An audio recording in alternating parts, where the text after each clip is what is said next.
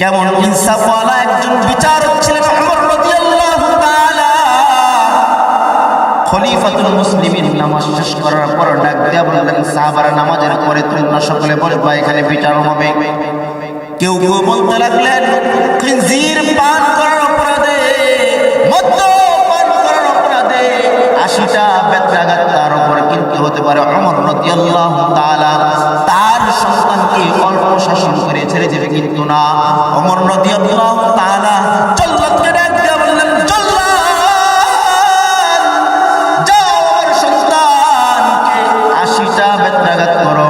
জল্লাদ যখন ১ ২ বলা শুরু করলো, ৩ পর্যন্ত বললো, জল্লাদকে ডাক দিয়া বললেন, জল্লাদ মায়া করার দরকার নাই, আমি ওমরের কাছে চাবুকটা দিয়ে দাও, আমি ওমর আমার সন্তানের শাসন করবো। আল্লাহু আকবার। ওমর রাদিয়াল্লাহু তাআলা এবার বলতে লাগলেন, ২ ৩ ৪ ৫ ৬ এভাবে যখন ৩০টা বেত্রাঘাত করলেন, সন্তান মাটির মধ্যে পড়ে গেল। সাহাবীদেরকে ডাক দিয়া বললেন, হুশ করে ফিরে নাও।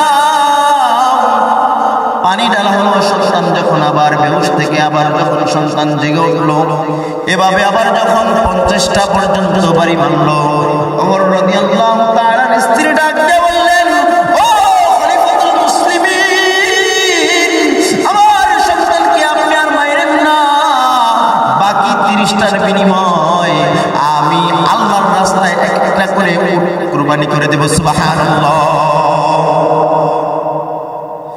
ওমর রাদিয়াল্লাহু তাআলা ছাড়লেন না, তার সন্তানকে মারতে মারতে একবারে মাটির মধ্যে লুটিয়ে ফেললেন।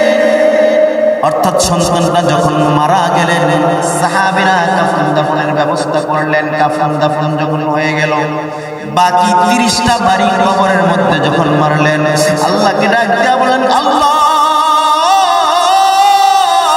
এই জমিনের মধ্যে আমি ইনসাফ প্রতিষ্ঠা করার জন্য, এই জমিনের মধ্যে ইনসাফ প্রতিষ্ঠা করার জন্য আমার সন্তানকে মারতে মারতে আমি দুনিয়া থেকে ত্যাগ করে ফেলেছি গো আল্লাহ, যাতে করে কাল কিয়ামতের দিন আমি খলিফাতুল মুসলিমিন থাকা সত্ত্বেও যাতে অন্যের উপর জুলুম না হয়, অন্যের উপর অবিচার না হয়, মানুষটাকে না বলতে পারে আমি ওমর জুলুম করনেওয়ালা ছিলাম। ওগো আল্লাহ, আমার সন্তানকে আপনি ক্ষমা করে দেন। সুবহানাল্লাহ।